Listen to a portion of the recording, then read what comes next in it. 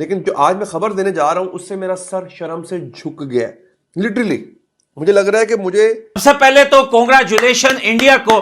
Commonwealth Games में India ने 13 gold, 17 silver और 9 ब्रॉन्ज मेडल। तो क्या फैसिलिटीज की कमी है या कोशिश की कमी है या फिर हम इतना ज्यादा एक्सपेक्टेशंस लगा लेते हैं कि कोई खिलाड़ी वहां तक पहुंच नहीं पाता? क्या रीजन है? इस बार वेट लिफ्टिंग वगैरह हमारी टीम नहीं कर पाई, वो इसीलिए कि आपकी टीम ही बैन है, आपका सदर भी बैन है, आपका कोच भी बैन है।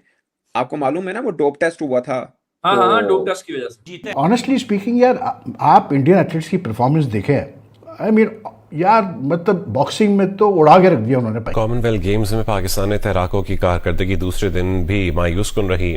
मतलब यार इमेजिंग कि बॉक्सिंग में आप एक मुल्क के 10 बॉक्सर्स फाइनल पहुंचे, 13 में से 10 फाइनल पहुंचे। It is something just amazing. इतनी बेहिस्सी है ना ये, फिर बातें करते हैं बड़ी बड़ी। दोस्तों, वो भिखारी मुल्क जिसका राष्ट्रीय खेल शायद अब क्रिकेट या हॉकी नहीं बल्कि टीवी पर बैठकर रोना बन चुका है। जी हाँ, हम बात कर रहे हैं पाकिस्तान की। कॉमनवेल्थ गेम हो या फिर ओलंपिक, भारत जहाँ पदकों की बारिश करता है, वहीं हमारा पड़ोसी मुल्क के हाथ में सिर्फ एक कटोरा, मेरा मतलब कि सिर्फ एक मेडल आता है। जरा आंकड़े सुनिए और अपनी हंसी रोक कर दिखाइए। एक तरफ अपना प्यारा भारत जिसने 13 गोल्ड, 17 सिल्वर, 9 ब्रॉन्ज के साथ कुल 39 मेडल जीते, और वहीं दूसरी तरफ पाकिस्तान, टोटल मेडल सिर्फ 1। अरे भाई, इतने मेडल्स तो हमारे एथलीट्स वार्म अप करते हुए जीत लेते हैं। अब ये सब नतीजे देखते हुए इनके अपने ही मीडिया वाले बोल रहे हैं, भाई चुल्लू भर पानी में डूब मरो। विच इज पैथेटिक यार।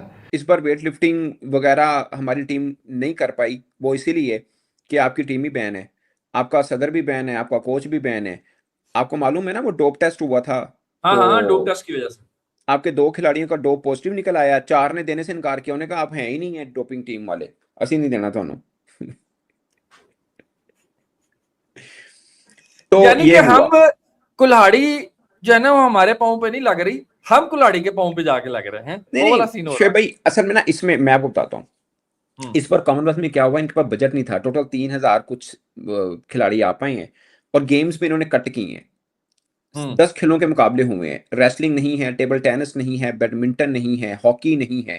ठीक नहीं है तो ना? कराना जरूरी सी फिर। नहीं वो तो है ना, आपको पता ही ये कॉमनवेल्थ का समझ गया ना आप क्या है, जो जो ब्रिटिश के अंडर कंट्री थे उनकी गेम है ये बेसिकली। सो ये है, बट लेकिन दर्जाबंदी में तीसरे नंबर पे है Olympic, Asian games and Commonwealth games, ये इनका होता है।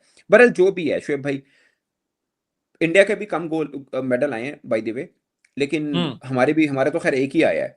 लेकिन हमारे उसमें रेसलिंग में एक चांस बन सकता था कि मेडल आते, बट अगर रेसलिंग और बैडमिंटन होती तो इंडिया के 20, मैंने ये बाकी जो गेमें हैं वो होती तो इंडिया के 20 तो 20 के मेडल ऑब्वियसली और उनके बनते। भी 50+ हो जाने थे यार, ऐसी कौन सी बात। नहीं उनके 20-25 और होने थे। और रेसलिंग तो हाँ, उनके बड़े वो 50+ चांसेस हैं। वही कह रहा हूँ। रेसलिंग बेसिकली एशियन गेम्स में टफ है ना, बहुत ज्यादा रेसलिंग टफ है है सना क्योंकि भाई, बैडमिंटन है यार, बैडमिंटन उनके अच्छे खासा प्लेयर हैं। बैडमिंटन उनके काफी वो निकल आने थे।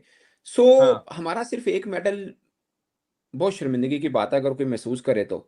नहीं करे तो वगैरह उन्होंने एक मेडल लेके चुके रखो।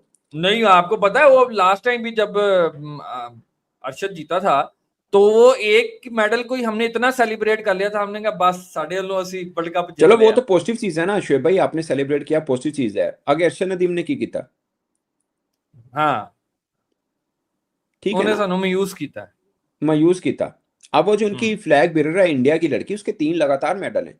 यार वो यार कंसिस्टेंसी बहुत है उनमें, एक बात। शोएब भाई दूसरी बात कंसिस्टेंसी नहीं है वहां असल में ना, मैं बताता हूँ, अरशद के लिए बैड लक कह लें या जो भी समझें, उसका पाकिस्तान में कॉम्पिटिटिव ही नहीं था। अब इंडिया का वो जो लड़का है सरदार साहब, वो जड़े नाल चिमड़े ने, नीरज चोपड़ा, नीरज के साथ जो लगा हुआ है, हाँ ठीक है ना, उसको नीरज को पता है मैं थोड़ा सा कॉम्प्लीसेंट हुआ थल्लो इन्हें चक के ले जाना, बिल्कुल।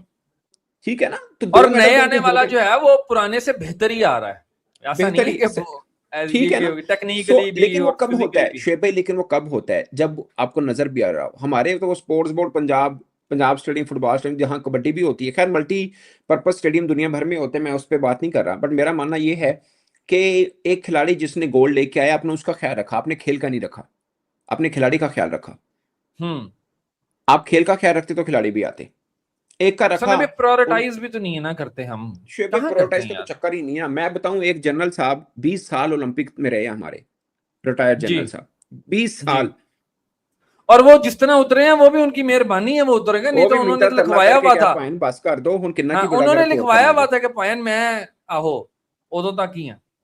आहो जिस तरह जज नहीं फिर- कलम तोड़ फिर देता, बात उन्होंने होती भी है अपनी सिस्टम- उन्होंने भी अपनी वहां तक जाने के लिए ना लिख के कलम तोड़ दिया था। ये तो मेहरबानी हो गई। कुछ हमारे पॉलिटिशियन एक भी और बोले। है, एक सैकटरी साहब है, मैंने कहा यार मैं ਜਦੋਂ ਦਾ ਮੈਂ ਜਵਾਨ ਹੋਇਆ ਮੈਂ ਸੈਕਟਰੀ ਵੇਖਿਆ ਮੈਂ ਕਿਹਾ ਇਹਨੇ ਕਦੋਂ ਜਾਣਾ। ਤੁਸੀਂ ਉਹਨੂੰ ਕਿਹਾ ਜਦੋਂ ਦਾ ਮੈਂ ਹੋਸ਼ ਸੰਭਾਲਿਆ ਨਾ ਮੈਂ ਤੁਹਾਨੂੰ ਹੀ ਵੇਖ ਰਿਹਾ। ਮੈਂ ਤੁਹਾਨੂੰ ਵੇਖ ਕੇ ਜਵਾਨ ਹੋਇਆ। ਉਹ ਪਤਾ ਲੱਗਾ ਜੀ ਨਹੀਂ ਜੀ ਹੁਣ 70 प्लस हो गया, ਹੁਣ इन द टाइम पीरियड खत्म, यानी एज होगी वो तो जाएगा। 10 इंडियन बॉक्सर्स ने 6 लड़कियों ने और 4 मर्दों ने क्वालिफाई किया फाइनल्स के लिए, और अभी 3 फाइनल शायद हो चुके हैं आज, जिसमें 2 वो ऑलरेडी गोल्ड जीत चुके हैं और 1 सिल्वर मिला उनको, ठीक है ना। मतलब यार इमेजिंग कि बॉक्सिंग में आप एक मुल्क के 10 बॉक्सर्स फाइनल पहुंचे, 13 में से 10 फाइनल पहुंचे, it is something just imaging.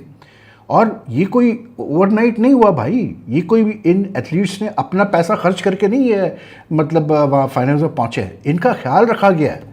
एक इंडिया में एक सिस्टम बनाया गया है प्रॉपर स्पोर्ट्स को चलाने का, उसमें जो national sports authority of India की उन्होंने अपने एक्सेलेंस सेंटर्स बनाए हुए हैं पटियाला वगैरह में, जहाँ ये और दूसरी जगह पे जहाँ ये एथलीट्स ट्रेन करते हैं, इनको बेस्ट पॉसिबल कोचिंग मिलती है, इनको इक्विपमेंट मिलता है, इनके डाइट का ख्याल रखा जाता है, हर चीज़ होती है, ठीक है ना। उसका नतीजा ये होता है कि अब तक इंडिया जो है 23 टोटल मेडल ले चुका है इस कॉमनवेल्थ गेम्स में, ठीक है। उन्होंने भी इस दफ़ा बड़ा कट डाउन अपना कंटिजेंट भेजा था, 123 का कंटिजेंट भेजा था, और क्योंकि काफ़ी डिसिप्लिन इस कॉमनवेल्थ गेम्स में compare to last Commonwealth Games कम कर दिए गए, आधे कर दिए गए थे, ठीक है। तो उन्होंने भी अपने कंटिजेंट कम भेजा था।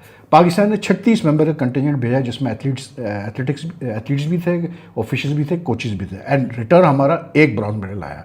अब ऐसा क्या है, इसके पीछे के फैक्ट्स जान लीजिए। भारत में sport authority of India Patiala से लेकर पुणे तक अपने एथलीट्स को वर्ल्ड क्लास कोचिंग, डाइट और इंफ्रास्ट्रक्चर देता है। और वहीं पड़ोसी मुल्क पाकिस्तान में क्या चल रहा है, इनके पास भेजने के लिए बजट नहीं है, इनकी वेट लिफ्टिंग टीम पर बैन लगा है और खिलाड़ी डोपिंग टेस्ट में पकड़े जा रहे हैं। अरे भाई, जब देश में दाल रोटी के लाले पड़े हो तो खिलाड़ियों को प्रोटीन कहां से खिलाओगे। इनके मीडिया वाले खुद रो रो कर बता रहे हैं कि पाकिस्तान के स्पोर्ट्स फेडरेशन में जो पहले अधिकारी 20-20 साल पहले बैठे थे, वो आज भी फेविकोल का मजबूत जोड़ लगाकर कुर्सी से चिपके हुए हैं। खिलाड़ियों की चिंता किसी को नहीं है, बस सरकारी खर्चे पर फ्री के टूर करवा लो इनसे। तो पाकिस्तानियों, टीवी पर बैठकर भारत से मुकाबला करने वाली बातें करना बहुत आसान है, लेकिन ग्राउंड पर पसीना बहाने के लिए नियत और सिस्टम दोनों चाहिए होते हैं, जो कि तुम्हारे पास तो दोनों ही नहीं है।